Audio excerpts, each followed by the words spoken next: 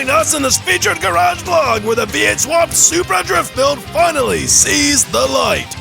Later on, we'll make headway on installing what we can for this relatively slow day. So get your beer, get your popcorn, and enjoy another episode of the V8 swapped Supra drift build!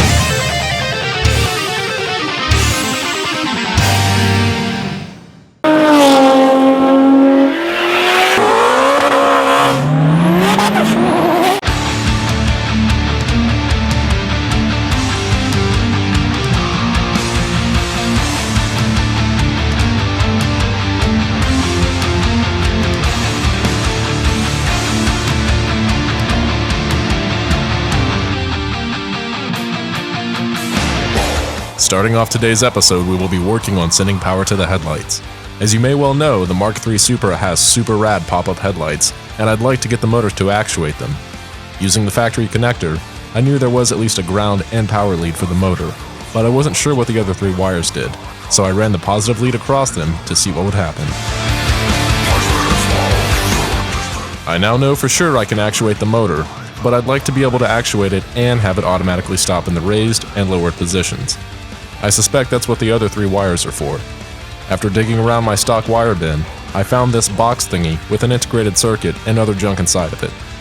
I'm pretty sure this is what makes the headlights stop in their up and down positions, but after doing a small amount of soul searching, I figured this was all going to be a waste of time. I can, after all, just manually actuate the motors. Wiring all this up would be more effort than it's worth in a dedicated drift car, so let's just make the switch activate the exterior lights instead.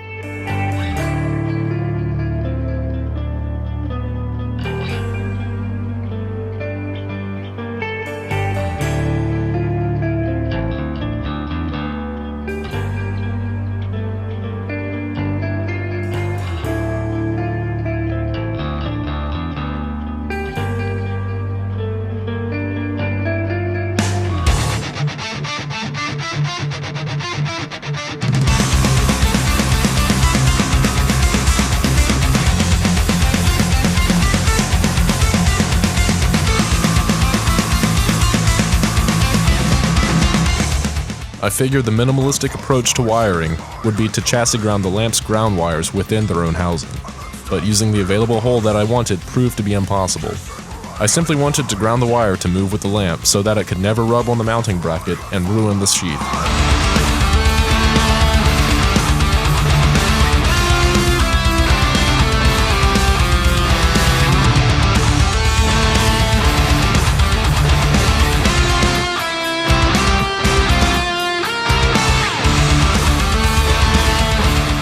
Drilling and tapping into the lamp housing was for naught as the metal was too thin, so I just through bolted to the mounting bracket. It should be fine.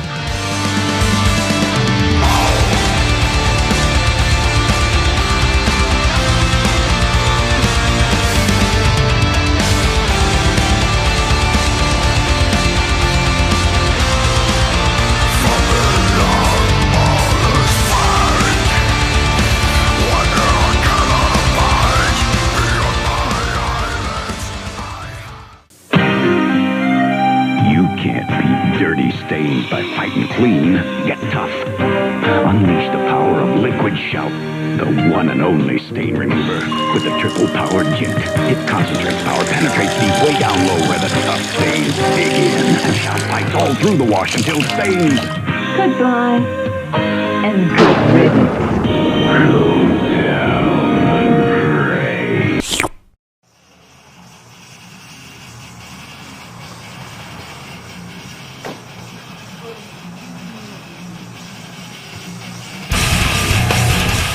Holy fuck, we have functioning headlights in the drift car! What an astronomical fucking achievement! During the time of this recording, I couldn't make too much noise so as to let Sleeping Beauty get her rest so she can work her night shift. At the strip club, that is. Bitch, nigga, I fucked your bitch. I fucked your bitch, nigga. I fucked your bitch. She said my dick. So there were only a few things I could work on today that didn't require super loud power tools. As you may recall in a previous episode, I made a bracket to mount the ignition coils onto the firewall as opposed to the valve covers. I'm only doing this because I think it looks fucking rad. Today I can at least weld the nuts onto the plate. Pro tip, don't weld galvanized steel.